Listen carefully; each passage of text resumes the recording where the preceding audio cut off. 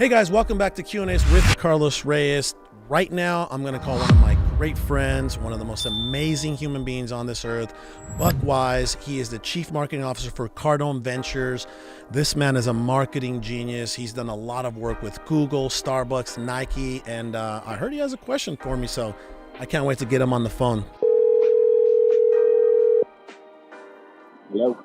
Mr. Buck Wise, what's up, baby? Yo, what's happening, Carlos? How are you, brother? Hey, man, just doing the travel thing with the family right now. I was gonna say, PDX. are you? How was that, by the way? The travel thing with the family? Dude, the kids they're pros now. They know exactly how to go through TSA. They know right where all the restrooms are at. They get it. They figured it out. They're getting a life lesson on kids, world man, travel. They catch on even quicker than we do. Yeah. So, No, I remember the first time we went on a plane, they were kind of bonkers because it's like a new environment. And now that they're just used to it, status quo, they sit down, they're like little business adults. They just sit down and pull out their iPad. They have their protocol. Yeah, they start counting their crypto. Right, and they're building stuff in the metaverse. No, I'm just joking. Yeah, exactly. Like, Dad, do we got Wi-Fi in this plane? Yeah, exactly. Spoiled rotten, man. Brother, I know that you have a question. I do. I think I had a question for you, man. I'm always curious. Always curious. Me too. When it comes to real estate, what do you predict the markets are going to do? Because my wife's with EXP. She's a real estate agent. You're on the other side of real estate. You're doing the real estate investing stuff. So I'm always curious what you think the future of real estate looks like. Is there such a thing as a bubble? What are prices going to do? Are they going to happen in micro markets, or is it going to be, national trends and shifts? I'm just curious what the future looks like. I love the question. First and foremost, I'm going to say this, right? I am not a financial advisor, right? Do your own due diligence when it comes to making investments and blah blah blah. But I will say this. Yep. Okay? I had a level 10 meeting with some of the leaders in my real estate organization this morning. Okay. Yeah. And this was the subject. It's crazy how you're asking a question that I literally broke down for like 30 minutes this morning. So there's a couple things going on. One is we have like prices have continued to skyrocket. Okay, increase. We're up 19.5% versus the previous year, and by the end of 2022, there are several well-renowned experts in the space that are saying that we'll be up another 16%. Okay, so that's one. All right. Now, Now, so we've got data. We've got data. This is all, brother. I don't make moves unless I have data. Okay. Like I collect data, right? It's like the way that I mitigate my risk is like I collect data from like the top, like people that've been in the game for like 30, 40 years, right? Like I'll collect data from them, some of the relationships that I've been able to build, right? These guys are not like your Johnny come latelys that just started, investing like me after the 2008 crash. No, these guys have seen 2, at times even 3 market shifts. Wow. Okay. So you always want to go to what I call your board of directors. Mm-hmm. And I have my guys. One of my board of directors, this guy's worth over $6 billion. Okay. Wow. He's been in the game for a very long time. His company even owned the 49ers several years ago. So I go to him for some things, right? I go to one of my personal friends and private lenders.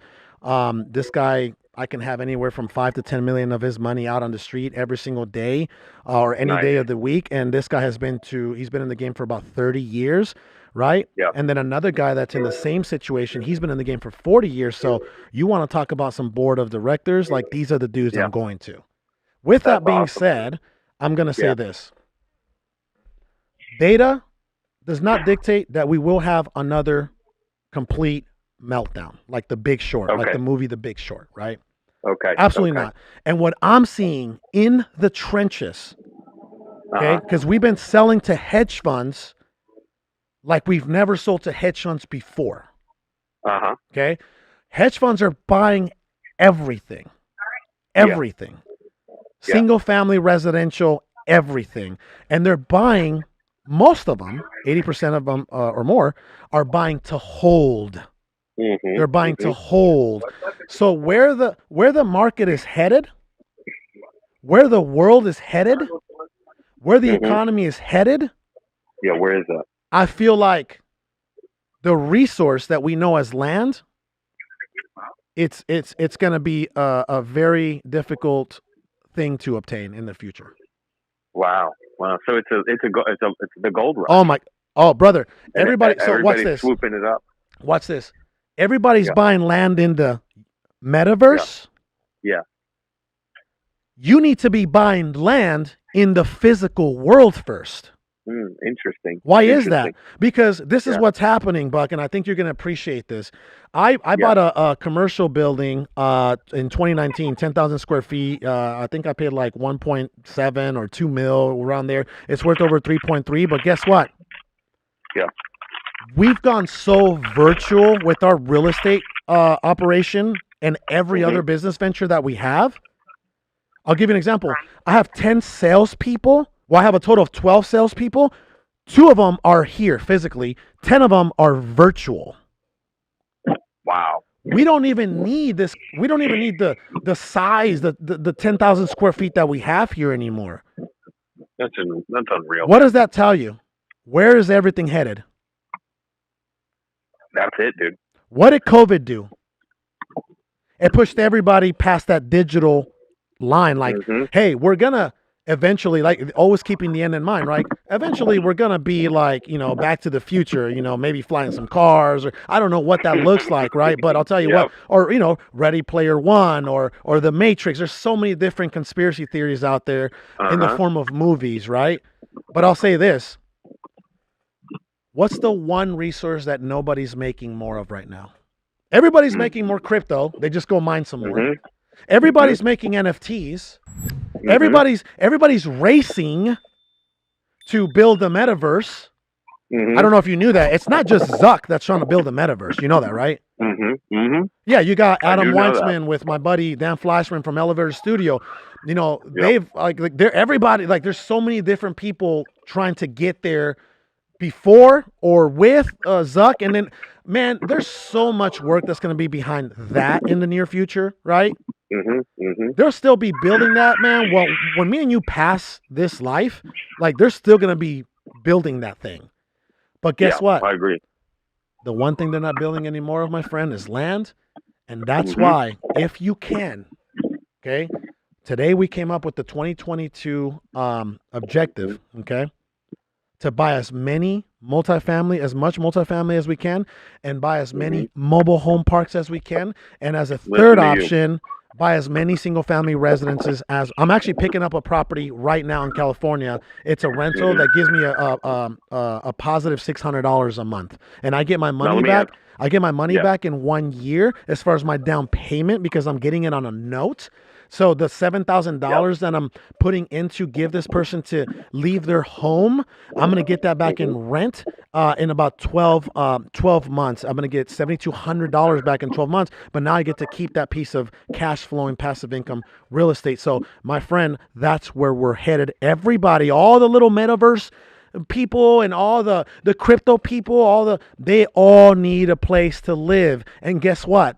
They no longer really need a place to go work in. They no longer really need commercial property. They need, brother, there's people already building Zoom rooms. There's companies out there that are building digital, these huge digital screens inside your home so you can have fish tanks and your NFTs and we are headed into the future, my friend. Love it, man. That's where we are right now, and it's a great time to be alive.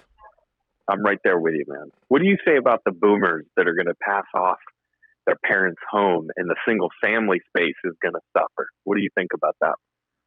Well, there's what they're going to do. They're not savvy investors. You have to remember, a lot of these people that are inheriting these properties, they only do 1 to 2, maybe 3 real estate transactions in their entire lives.